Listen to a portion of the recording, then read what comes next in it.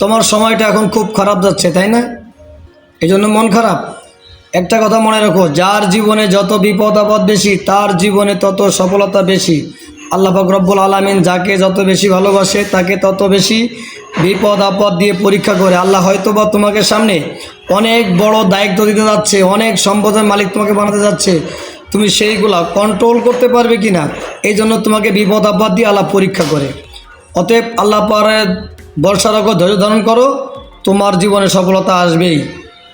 আরেকটা কথা হচ্ছে, তুমি যদি কোনো প্রতিষ্ঠানে জব করো, তোমার বস যদি তোমাকে লিডারশিপ করতে চায়, দায়িত্ব দিতে চায়, সেক্ষেত্রে তোমাকে কিন্তু তোমার বস অনেকভাবে পরীক্ষা করবে। তোমার বস তোমাকে টাকার লোভ দেখাবে, টাকা গোনার সময় তোমাকে মনে করো দিবে 1 লাখ, বলবে দিছে 90,000, দেখবে তোমার সততা কেমন, তারপর তোমাকে বিপদে ফেলাবে, তুমি সেটা কাটায় উঠতে পারো কিনা। লিডারশিপের কাজও সেগুলো কাটায় ওঠা।